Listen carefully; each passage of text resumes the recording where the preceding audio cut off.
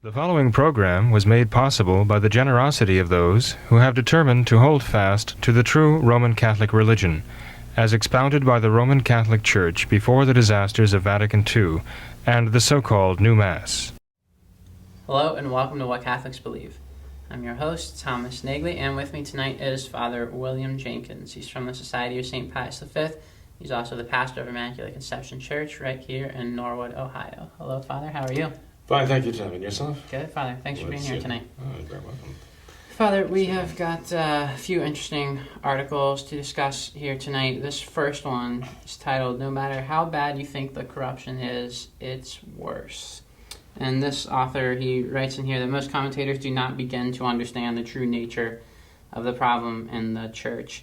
And he says, Father, there are those who say that all of these crimes, all of these great scandals that we're seeing in the church now, that these are perpetrated by men of just poor moral character. They have just fallen due to their weakness, but they're still at heart good people. And this author here, he says that is in fact not true. These men that are perpetrating, they're committing all these great crimes and causing all these scandals, that they are in fact apostates, and they are actively attempting to remake the church in the image of their apostasy. And he says that those who are calling for Francis to reform and renew the church and all this, he said that would be like putting Himmler in charge of Nuremberg. What's your take on that, Father? Well, who's saying this now exactly?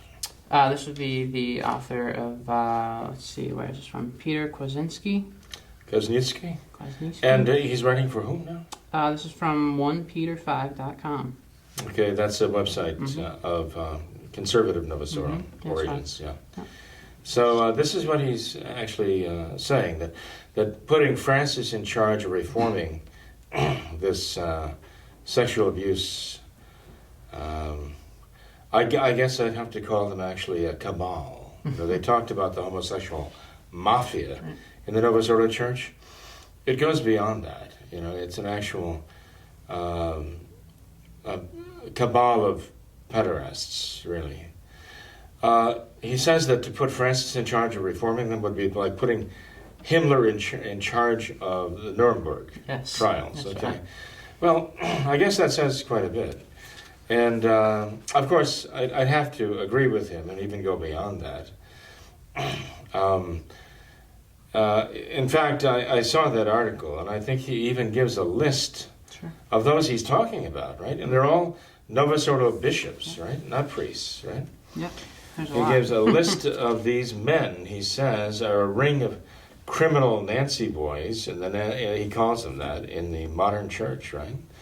The Novus Ordo Church. He names them Cardinal McCarrick, right? McElroy, Burrell, another cardinal, right? Of the new church. O'Malley, another cardinal. As a matter of fact, we're talking about men whom Francis has handpicked to help him govern the Novus Ordo Church now, and his little council of cardinals who are helping him. Mahoney, Kupich, Tobin, Farrow, Lynch, Weakland. I think Lynch is the one who presided over the death of Terry Schiavo years ago, right? Weakland, of course, now who's died, but there was a great party thrown for him. He was actually found to have spent $450,000 worth of church funds to buy the silence of his lover, right? Oh, good. A college student at the time. Paglia, Maradiaga, I heard speak here. Cardinal Maradiaga is from Honduras, right? And it's interesting that Worrell, O'Malley, Maradiaga now are presiding over explosions of seminary reports under them about the abuse that's going on within their seminaries. And he says their lovable mouthpiece, James Martin, who is the apologist for all of these homosexuals, right? And the sympathizers that go on. And then he mentions Thomas Rosica also. Well, that's an interesting list, In fact, he goes on to mention here those who've passed on, who've died, and have gone Lyons, Bolin, and Brahm. Brahm, we came across Bishop Brahm out in San Diego. In fact, he was the one who very reluctantly allowed the Latin Mass, like the Indult Mass, to be said at the mausoleum down in San Diego. And he actually appeared to talk to the people who were going to that liturgy. And they wanted to have the full, the confirmations and first communions and all that. And they were trying to convince him that this was a good thing because of all the numbers of people who were coming. And Brahm kept responding, you don't understand. This is not an argument for giving you this. It's an argument for not giving it to you. That there are so many people who want this. We want to stop this. We don't want it to grow. So he told them point blank that he had marked it for death. And because of the prosperity of the indult mass group there, that made him less inclined to give it rather than more so. So that's what we're dealing with here. The fact is, he names them all in terms of not only favoring homosexuals and protecting them, but as being among them. That's being somewhat bold and somewhat risky because these are people who do not want to be revealed. They don't want to be exposed for what they're doing. Mm. But this recent grand jury report, 1,000 pages or so, from Pennsylvania, has now blown the lid off this pretty much. But the curious thing, though, Tom, is that this all blew up 20 years ago, right? And actually, it blew up here in Cincinnati about 20 years before that, even. We've had a series of these issues, and what nobody is willing to say, even now, although they're willing to say, look, this is not only a problem of their priests' clergy, this is a problem of their bishops now. Their bishops are actually behind all of this. They've come that far now that they can't conceal that anymore, because these are the ones the prosecutors are going after. They're going after the bishops now for concealing all of this, right? It's even the cardinals now too. And even the cardinals, right? And even being involved in doing it, okay? Right. Now they are being exposed as being part of this entire, I guess I would call it the homosexual pederast cabal in the Novus Ordo. They can't hide it anymore. But one thing nobody is willing to say is, this is the result of Vatican II. They're not willing to tie it together with modernism. And really, this is the root of it. St. Pius X saw this over 100 years ago and wrote about it in his encyclical Pascendi, condemning it because of his, not only astuteness and his knowledge, but because of his holiness. St. Pius X saw in the principles of modernism everything we are now witnessing. He saw it all. And this is the prophetic vision of a saint who sees these things, And so for those who've been paying attention, and for those who understand anything about modernism, for those who've read into the wisdom of St. Pius X in the book in the encyclical Pascendi, none of this is a surprise. This is exactly what you'd expect to happen if St. Pius X was right, and he was right. We see it now how right he was. The evil of this modernism as anti-Catholicism, as an anti-Catholic faith, which has been used to bring about the modernist religion of the Novus Ordo, which is exactly what it is. Novus Ordo is the practice of modernism. It's been born of modernism, and modernism is condemned by the Church as the antithesis of the Catholic faith. This is what you have now in the modern Church of Vatican II. One thing that we have to be very clear on, though, and this is probably the saddest fact of all, that people believe this is the Catholic Church that has done this. This is not the Catholic Church that has done this. This is the modernist church that has been born of Vatican II. This is not the Catholic Church. The Catholic Church is her primary victim, her principal victim of these modernists, who want people to think that this is the Catholic Church that has done all of these things. It's not at all. Any more than the Catholic Church brought you the new Mass. Any more than the Catholic Church changed all the sacraments. any more than the Catholic Church brought you all the new catechism and all the rest, the new theology, the new evangelism and all that. This is not the work of the Catholic Church. And you have these conservative Catholics who are insisting that this is the work of the Catholic Church, even while they're trying, they say, to practice the traditional Catholic religion and faith in the Novus Ordo. They're trying desperately to send a message, even the Society of St. Pius X itself, that this is the Catholic Church. It's one big lie. This is not the Catholic Church that has done these things. And people who are continually trying to make that case, to justify what they're doing, are painting themselves into a non-existent corner, a corner of their own making. And they're going to paint themselves into that corner to the point where they're either going to have to say, well, we're saying all the time that this is the Catholic Church, isn't it? We've been saying that. This is the Catholic Church. And this is the Catholic Church that has actually been doing all these things. And suddenly they're going to run out of room and say, well, how can we say that the Catholic Church established by Jesus Christ is the criminal perpetrator of all these satanically evil things? How can we say that? Where do we go from here in saying that this is the Church of Christ? No, right? They're going to run out of room there. And either they're going to have to say, well, the Church of Christ must have failed if this is the Church of Christ that's doing all these things. Francis, with his denial of the papacy, denial of the priesthood, and all the rest, that he's still speaking in the name of the Catholic Church, after all. And all of these priests and bishops who have done these things, they're all acting in the name of the Catholic Church. Legitimately, they're really honestly representing the Catholic Church. They're going to have to say that the Church failed, that Christ's promise failed. Either that, or they're going to have to give up that lie and say, well, we have to admit in the final analysis that this is not the Catholic Church that has done all these things. The abuse, the cover-up, and all the other things that came out of Vatican II, these people are not the Catholic Church. Father, in one of his books, Father Garrigou-Lagrange, he said that in spite of the darkness, there is light enough to see for those who are willing to see. Mm-hmm. And perhaps we can talk about this next, but even in Francis's response that he wrote in regards to this grand jury report that came out, mm-hmm. He says that all of this abuse had happened, decades ago, 60, 70, 50, 60, 70 years ago.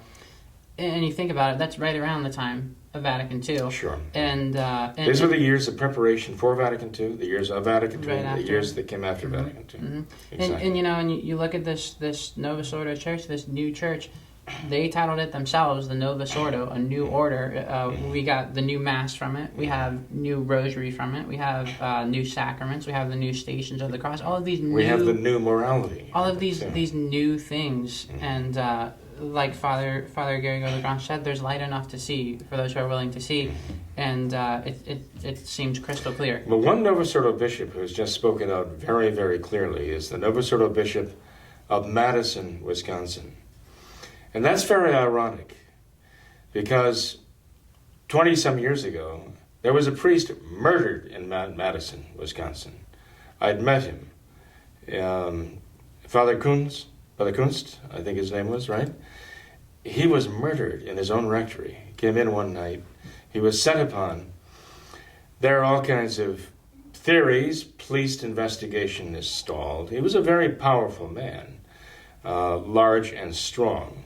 Even at his age, in the 70s, he was very, very strong. And it took, they're estimating it took 3 assailants to bring him down in his own rectory, finally. He fought. And there was a very bloody affair. But there are those who knew him who realized that he had been, as a canon lawyer, I think he was a canon lawyer, my understanding, he was actually threatening to expose the homosexual cabal in the Diocese of Madison.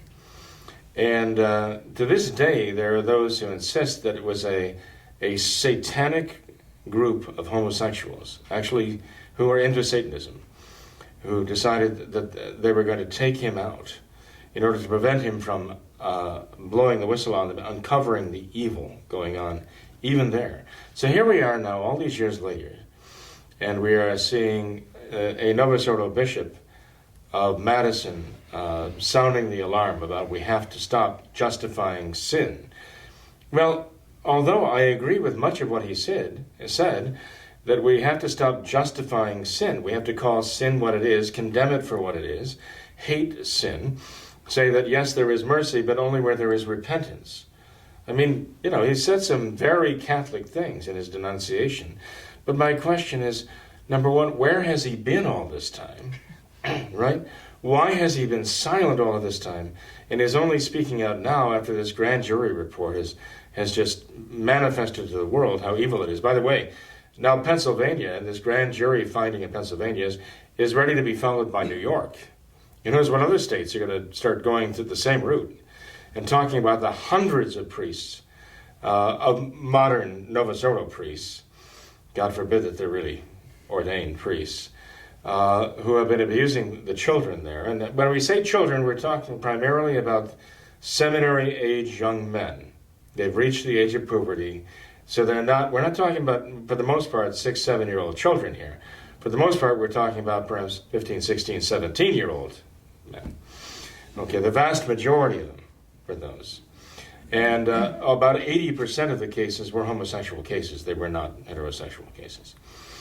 So you have this thing. And now, as I say, there are prosecutors in New York who are talking about following the same thread, exposing the hundreds of cases, hundreds of individuals in the Novus Ordo clergy behind it, and the thousands of victims that have fallen to them and been affected by their evil.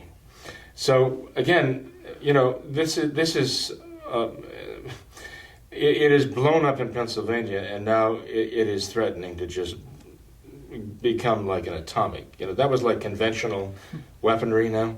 Now we're talking about basically going to the atomic level. And so you have finally the Bishop of Madison who's speaking out very strongly. And I wonder why now? Why not before? Because this man went along with the Novus Ordo Mass and the Novus Ordo sacraments and all that. Well, maybe, I don't know how old he is, maybe this is what he grew up with. Maybe this is all he really knows firsthand. I hope it isn't just a case that he sees so many bishops and cardinals are being tarred with this brush, and rightly so. And he wants to somehow escape that tarring. I don't know. I just don't know. I just don't understand why all of a sudden now it's become a moral imperative for people who certainly knew what was going on to suddenly speak up in a very bold way, saying, there are those who say, me too, and there are those who are coming saying, not me, mm-hmm. And Francis, of course, is the perpetrator in chief of all these things. For him to pretend that he wasn't aware of McCarrick, that the men he chose, Maradiaga and others, that he was not aware of their complicity in all this. I'm sorry, this just stretches belief that he did not know of these things. And look at his letter, as you say. His letter was dated August 20th, 2018. And he writes this it's actually a pathetic letter. But it's a letter that is perfectly the work of a modernist from beginning to end. He doesn't even mention the bishops. He doesn't even mention his bishops and his cardinals in this letter. He talks about the communal penance of the whole church, Mm-hmm. And he talks about the prayer, they have to now indulge in prayer and fasting. He's talking about, a large part, the people who are the victims of his own clergy there. His own bishops and his own cardinals. They're the ones who now have to pray and fast and do penance for this terrible evil, okay? He doesn't take any personal responsibility for this. He blames it on everybody.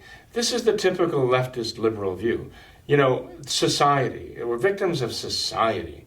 In this case, the society of the church. Remember when Obama and Clinton were apologizing for America? I mean, not that they did anything wrong, not that the leftists were responsible. It's America, right? Apologize to the poor people of America who have been victimized by this very wicked society. Apologize to the international community that has been victimized by the United States of America all this time, okay? And they come off as being so sanctimonious. The same thing was going on with John Paul II, whom they now call a saint. As he's apologizing for what the church has done, And, he apologized for the Galileo affair, right, with the Inquisition. He apologized for this. He apologized for the Jews, and so on. And, of course, it makes him sound like he's the one pure, untainted soul, who recognizes the evil of this church that he now has been called to preside over. And he's finally the one who is above all of that, holier than all that, who's going to self-righteously apologize on behalf of everybody else, including all the popes, all the saints, all the doctors of the church, and all the Christians who've gone before, who've tolerated these evil things. And Francis is exactly cast in that mold, that same modernist mold. He doesn't even mention homosexuality.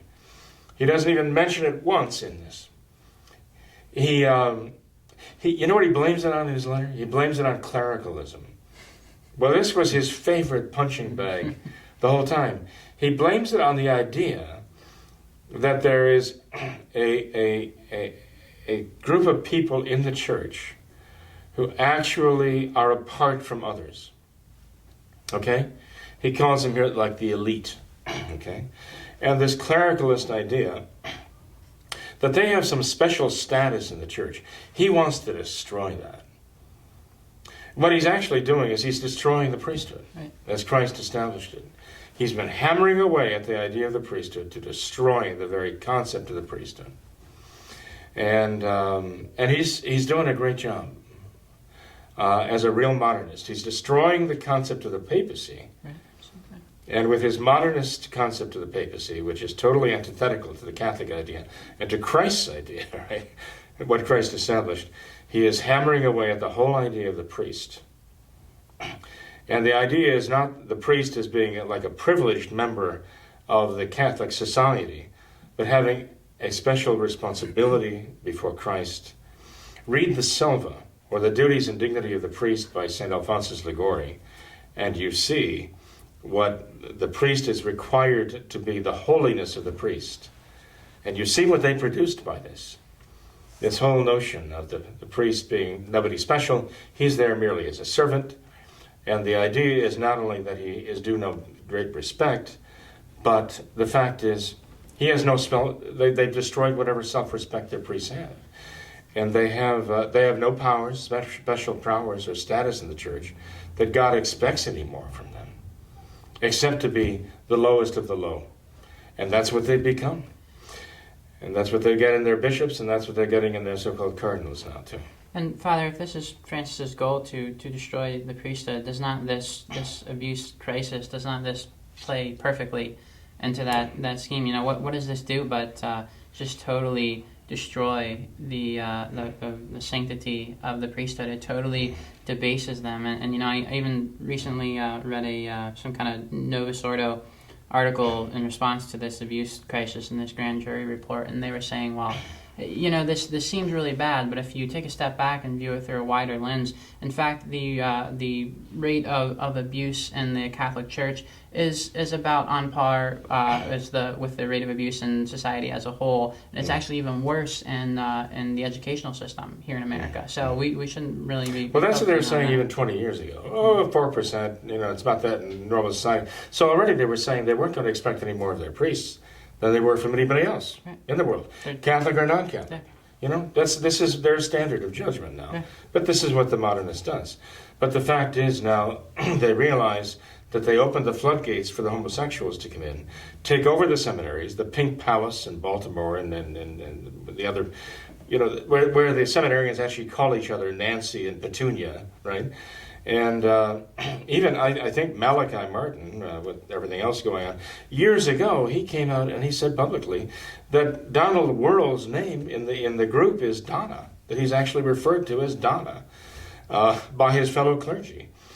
So, this is absolutely sickening. It's more than appalling. It is just nauseating to see this. But they've seen this going on. They've known this was going on. Mm. Even after it came to light years ago, they said they were taking care of it. They didn't take care of it. They just tried to smooth it over. That's all they did. But now it's coming back to haunt them with a vengeance because you cannot hide this. It is so evil. All the efforts of hell cannot hide this. But, the devil doesn't really want to hide it forever. He really wants to to blow the cover on this so that everybody thinks this is the Catholic Church that is doing this, because he wants to destroy the reputation of the Catholic Church. And this is his way of doing it right now. So again, we have to constantly remind ourselves, and especially have to let our children know, look, you see these evil things that are being done? They say that this is the Catholic Church. That's not true. That is not true at all. This is the cabal of modernists who've wormed their way into the church, infiltrated the church, and right up to the very pinnacle of power in the church, in the Vatican. And they are perpetrating this crime against humanity, against the Catholic people. But ultimately, the crime is against Christ, our Lord. This is the victim. He's the real victim. The Sacred Heart of Jesus is what they're after. This is what Satan wants to attack. He wants to make the name of Jesus Christ. He wants to make the name of the church a name that is held in universal opprobrium by all of humanity, and this is his way of doing it. So we have to be aware of it, and we have to make our children aware. This is not the Catholic Church that is doing these things. These are the modernists, and we can't let them get away with it. We can't let people believe that this is the Catholic Church. So we have to sound the alarm that these are imposters. Francis's own letter, really, by the way, didn't impress anybody.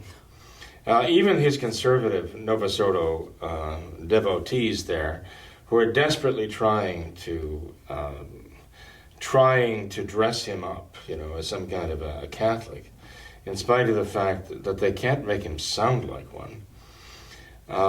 Remember, the shepherd know the sound of the voice, right? They know the voice of the shepherd. Okay, the voice of Francis they can't disguise, no matter how much they dress him up. They can't make him Catholic or sound like a Catholic Pope. So even the conservative Novus Ordo people are saying this letter is worthless. But it's sad to say, I've seen people commenting in the news that they have they've given up on the Catholic Church now. Right. Because of Francis and his cardinals and his bishops. They've actually given up. They say they still have faith in God, but they don't have faith in the Catholic Church. And I would say to these people, look, your faith in the Catholic Church should be reinforced by these evils, because this is the modernism that St. Pius X warned us about, that would attack the Church. And so it is the Church that has condemned these things all these years, but now has been infiltrated, as the Masons promised they would, right up to Rome itself. They promised they would get one of their own, a Masonic mind and mouth in the Vatican, hailed as Pope by the world. And this is exactly what we've seen they've accomplished in doing here. So we've got to get the word out, Tom, that this is not the Catholic Church that is doing these things. You look through the letter of Francis, there's just point after point you could make to show that even that is not the voice of a Catholic, let alone a Catholic Pope, responding to these things. Mm-hmm. Father, where do we go from here, though? Because it seems that they've already been so successful in this. You mentioned how these other reports are about to come out in New York and perhaps elsewhere. Well, they've still got work to do. With this grand jury in Pennsylvania was in session for 2 years, I think. Mm-hmm. They finally produced this report. I don't think even they realized the depths that they would have to go. The report itself is so sordid. Yeah. You'd have to put it almost on the index of forbidden books, sure, because it is so lascivious with these clergymen. I can't call them priests. What these modernist Novus Ordo clergymen have done is just horrific. But Father, is anyone really surprised by this? Perhaps maybe there are people who are still so naive they are surprised. Okay. I'm sorry to say, but they are. But if they understood the nature of modernism, they would not be surprised. But they don't understand the nature of modernism because they're going along with the Novus Ordo. Mm-hmm. Even to this day, they're going along. Somebody today was telling me about a woman in the pro-life effort in New York, he knows, who told him when she goes to her local church, when it comes time for the homily, she actually has to sit there with her fingers physically in her ears because she can't stand to listen to what that Novus Ordo clergyman is preaching up there. But she still goes. Now, what does it take for people to realize this is not the Catholic Church here? What am I doing going along with this? Why am I warming their pews? Why am I putting anything in their baskets when they make collations? I've got to face the fact that this is not the Catholic Church. Why can't they do that? Well, it's because they don't understand. They don't understand the Church. They don't understand the faith. And they just can't give up the illusion that the modernists here are still speaking in the name of the Catholic religion and even still speaking in the name of Christ.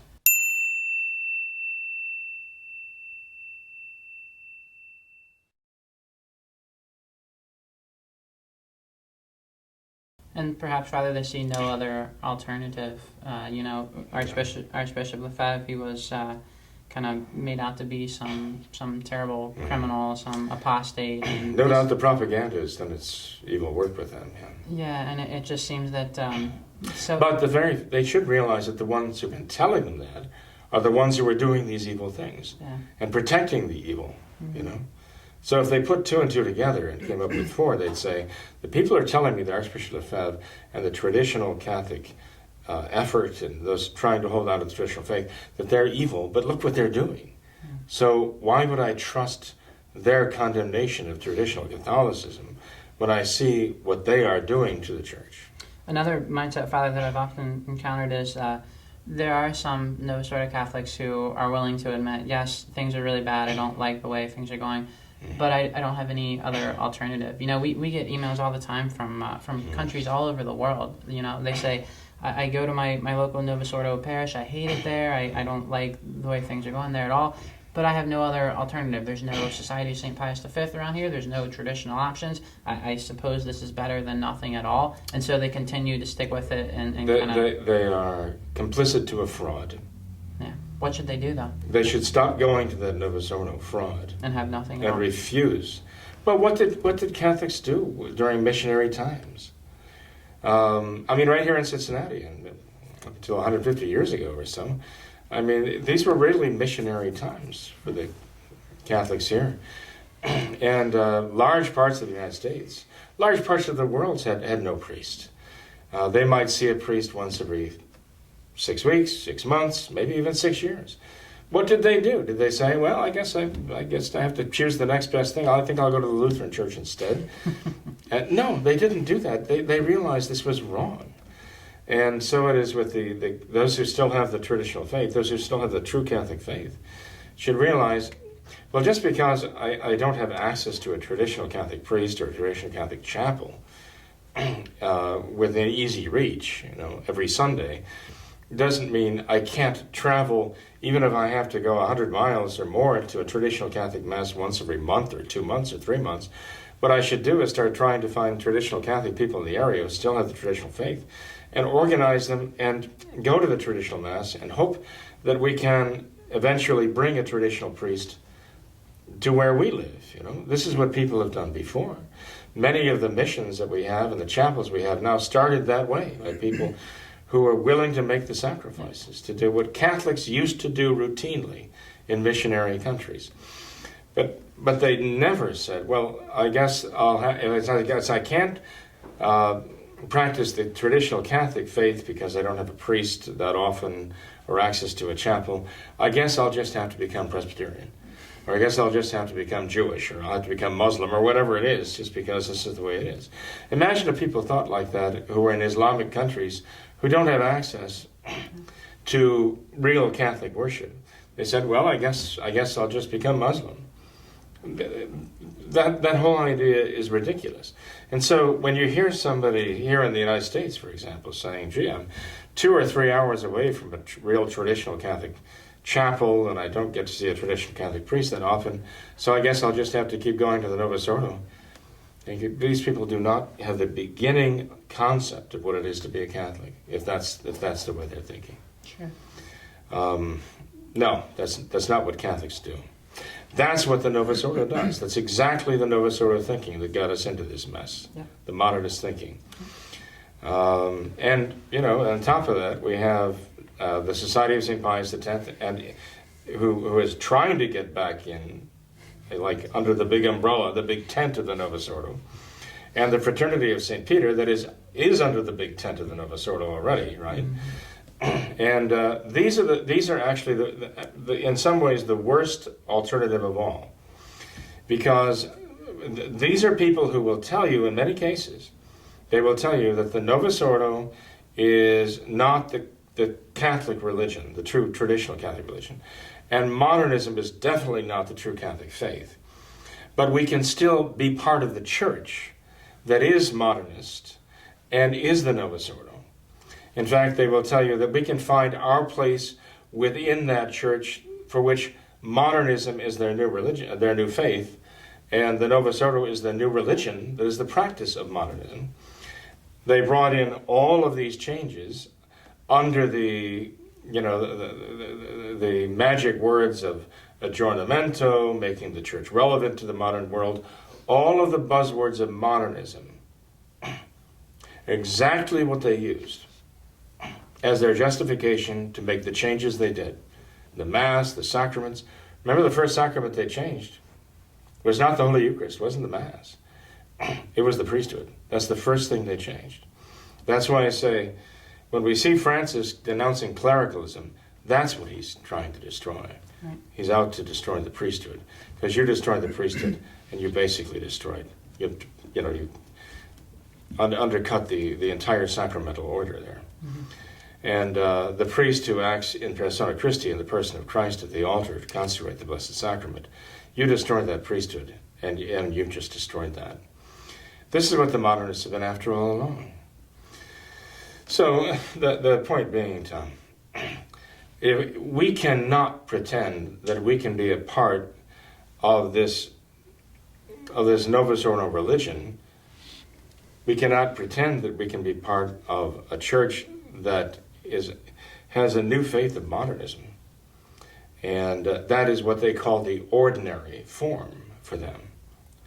And we would be given some kind of status of an extraordinary form, as though we're sort of fringe, even within their church, by even accepting that as a deal. By even accepting that status, we would be endorsing the fundamental modernist notion of ecumenism, that you can have one church with two different religions and two different faiths. And if you can have one church with two different faiths and two different religions, you can have one church with 1,000 different faiths and 1,000 different religions. But for one thing, none of them can be the religion that was established by Jesus Christ, Right. the one true faith and the one true Catholic religion. None of them. And I'm afraid that's the direction. That's where the Fraternity of St. Peter already is, and that's where the Society of St. Pius X is heading right now. God forbid that they should bite into that forbidden fruit. Mm-hmm. You know? So, the wonderful thing about all this, and I say wonderful not in terms of being good, but the wonderful thing about it in terms of it being so bizarre, is that it's like the big lie is evident throughout this whole process, that when Vatican II is pitching this new idea, okay, of changing the religion, bringing it into line with the modern world, their appeal was to human dignity. And right on through to Francis's letter of August 20th, 2018, human dignity is still that gigantic wormhole that they want to bring all of this right through, human dignity. And they're from beginning to end, even in Vatican II, it was the last document of Vatican II on, it's entitled Dignitatis humanae personae, right? The dignity of the human person, of the dignity of the human person. That was the principle that they used to bring in their modernist idea of religious liberty. And to this day, they're still using that concept. But all the way through, from beginning to end, they are opposing the idea of human dignity to the idea of divine dignity, the dignity of God. They're using that idea of human dignity as basically an opposition to the dignity of God. Human rights as opposed to divine rights. And that is how they are able to justify in their minds, or at least in their speech, and sell this to people. Human dignity, dignity of man, the dignity of man, the rights of man. And God has no rights, as far as they're concerned. I mean, you look at that document of Vatican II on religious liberty, which is the 16th document in the set. That's the last thing proved. And you find that there was an opposition brewing throughout the council. The Centus Internationalis Patrum of conservatives was gathering together to oppose these things, okay? And this was the group that wanted Vatican II in I think it was Lumen Gentium, to condemn atheistic communism. They gathered 400-something signatures of bishops there to as an intervention to get the council to formally condemn atheistic communism, and it was simply put in a drawer. And even to this day, you find that the only mention of atheistic communism at Vatican II, which was meant to address the problems of the modern world, right, is a footnote, one single little footnote. And that is the work of the leftists and modernists at Vatican II. It was said by some of the modernists, we wish we'd waited to bring up the question of the liturgy until the end of the council, rather than addressing it at the beginning, because if we could have addressed it at the end of the council, we could have gotten a lot farther as far as modernizing their Mass. As it was, they had to wait for Paul VI in his concilium. But anyway, the point that I want to make about this is they're bringing up this question of human dignity to batter down the whole idea of the dignity of God, the rights of God over man. This is just liberalism right to the core, you know. And it is the whole program of the left to do exactly that. And if you read that document, by the way, on religious liberty, you find it is complete gobbledygook. I mean, it just goes on, back and forth, and it is embarrassingly bad, even from the standpoint of a mere essay. If I had a high school student who wrote that thing, I'd get out the red pen and I'd just start out to correcting. You're repeating yourself here, you're repeating yourself there, this doesn't follow. I mean, it's just awful. Even from a mere human standpoint, it's an embarrassment, you know. But of course, it's impossible to embarrass the modernists. But one thing they did there, so they made a transition. They actually said, they were talking about the dignity of man as being the principle whereby we know that man has a God-given right. It's actually in the Gospels, rather. It's God-given. That man cannot be constrained to do anything against his conscience. Cannot be legitimately constrained to do anything against his conscience. Is there any principle in Catholic teaching that agrees with that? Actually, yeah, there is. You know. In other words, you couldn't forcibly baptize someone and make a Catholic out of him, just contrary to his will, could you? Right? Mm-hmm. The Church has that principle. Right. But they jumped from there to a principle the Church has never endorsed, that neither can you restrain anybody from following his conscience, regardless how erroneous it might be.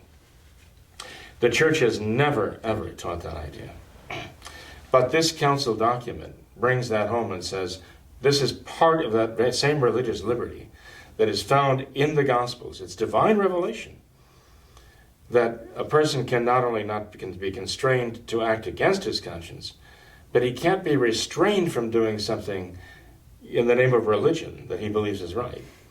And they even carry that over to religious communities, that they cannot be constrained by any power, and especially the civil power.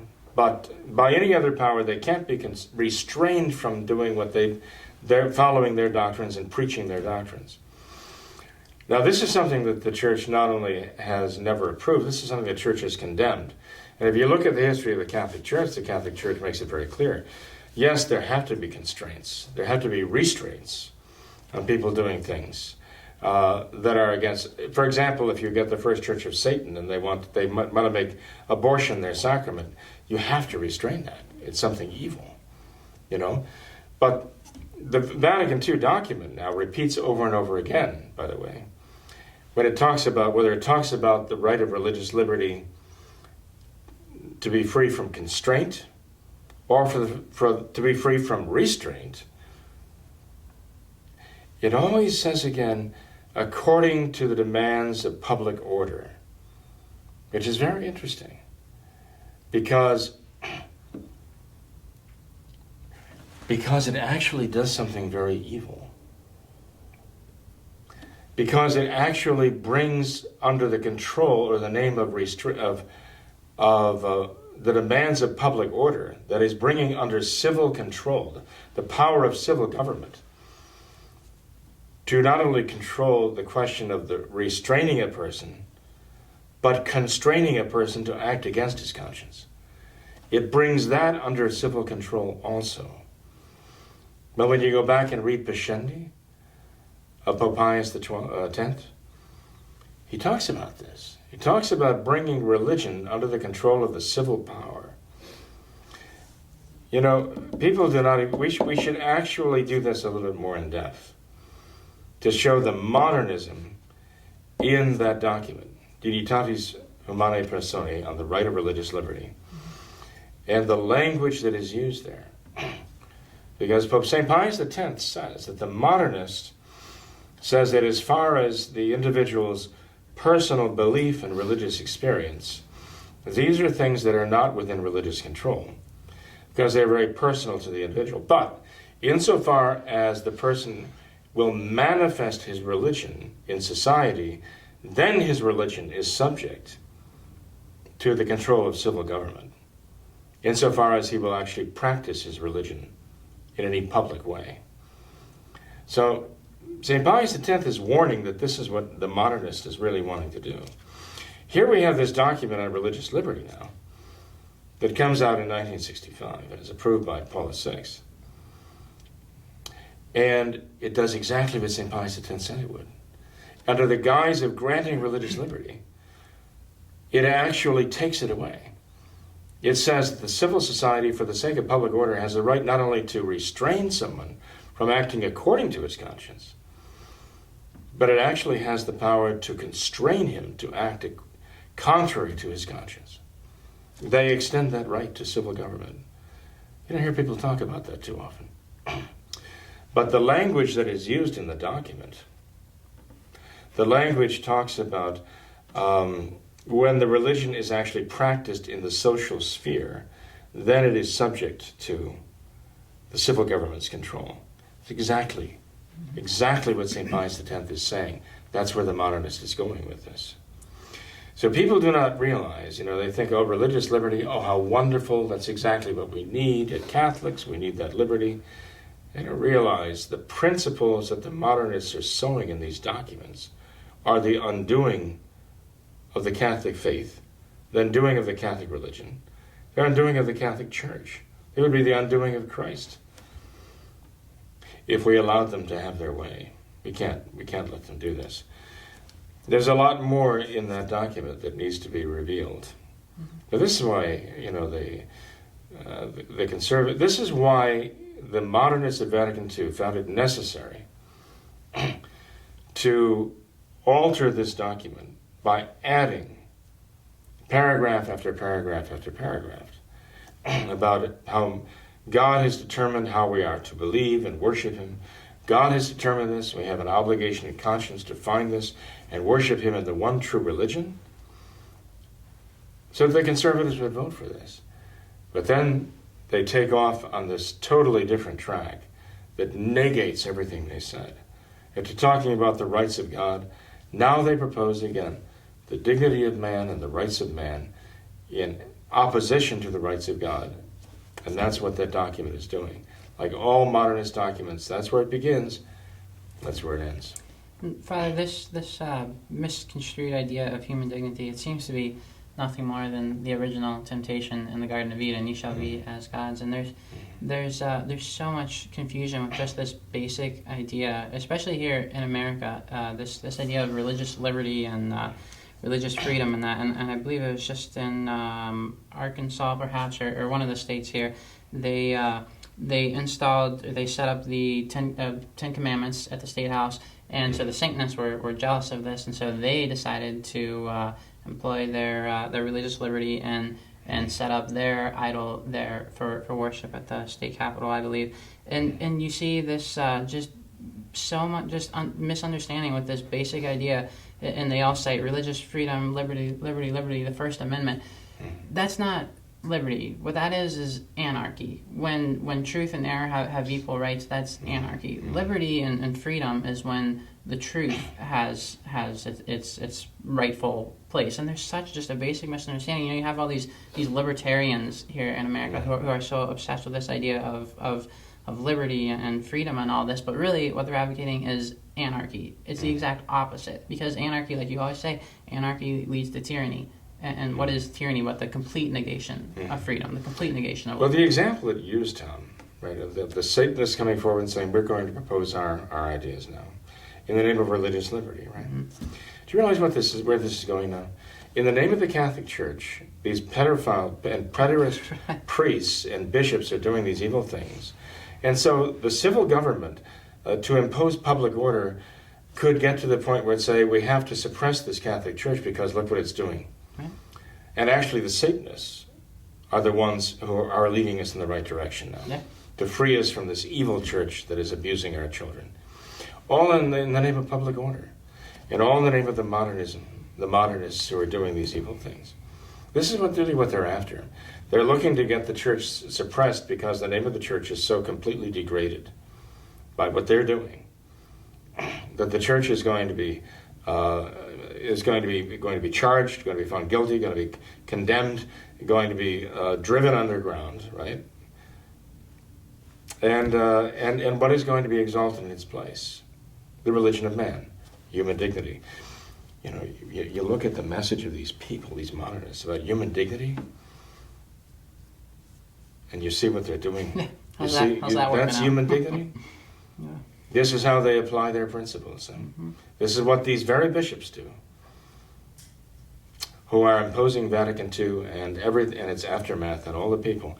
This is what they do, and all in the name of human dignity. Francis, I think, has the effrontery to even mention this question of human dignity in his letter. So that human dignity is offended. Yeah, that's the sin. So again, we're dealing with modernists. They're not Catholics. We have to face the fact and get on with practicing the faith. And as far as the difficult questions, we have to let God answer them in His own good time. Well, Father, despite all of this, we still have hope. Tomorrow is the feast day of the Immaculate Heart of Mary. Immaculate Heart of Mary, the octave of the feast of the Assumption of our Blessed Mother. What do we have to learn from her? From Our Lady? Not what Francis says. He ends his letter by talking about learn from Mary what it is to be a true disciple of Christ. If he had learned anything, he would have written a very different letter. But if he had learned anything, he wouldn't be doing these things, The Blessed Mother was, of course, the one who understood the priesthood of her Son. And she understood with his apostles also the priesthood, the share in his priesthood that he, Jesus Christ, her Son, gave to his apostles. And she loved that, and she respected that. Francis has no respect for this priesthood. So we have to go to Our Lady, Our Lady of the Holy Eucharist. And we have to realize that what she represents is not this new Mass and this new religion at all. That this is an abomination in the eyes of God. We have to ask our Blessed Mother to keep us faithful. And what that means, we have to practice the true faith. We have to believe the true faith, which is the traditional Catholic religion, which this modernist monstrosity of Vatican II is trying to eradicate from the face of the earth. And we have to practice the true Catholic faith as it has come down to us through the centuries, through her sacred tradition, through her ordinary magisterium, and extraordinary magisterial pronouncements. We have to hold fast to that. We have to recognize the voice of the shepherd. It is the voice of the Son of Mary, who is God and man. God made man. That's what we have to do. Our Lady has come to tell us so many times what it is to be faithful to Christ. And it's not this Novus Ordo. She's told us we have to pray and do penance, but not as Francis tells us to do. Okay? In the name of trying to root clericalism out of his church. That's what he's saying here. We have to root out the evil of clericalism from the church, and we got to pray and fast for that reason. But we know the exact opposite is what Our Lady wants us to pray and fast for. Sin, okay, is the evil. Sin is exactly the business that Francis is in right now, justifying sin. And Our Lady says, this is not Christ. This is not the voice of Christ. So we have to do what Our Lady said at Fatima, to stop offending our Lord himself. We have to turn around and actually offer reparation to God for the crimes and the sins that are being committed against the Sacred Heart. And we have to pray, and she mentions particularly the Rosary. We have to pray that with great devotion. We have to consecrate ourselves to our Immaculate Heart, and we should make the 5 first Saturdays of devotion to her. Not only once, but repeatedly. We should continue to make that reparation. So, what more can I say, Tom? This is what God has sent his own mother from heaven to tell us. We'd better listen and respond, and not just react. We'd better respond to what she says. Father, thanks for your time. Well, thank you, Tom. No problem. Thanks to all of our viewers as well for watching this episode of What Catholics Believe. Until next time, we ask that you all remember the words of Our Lady at Fatima, to consecrate yourselves and your families to the Immaculate Heart of Mary, and to pray and do penance. Thank you, and God bless you.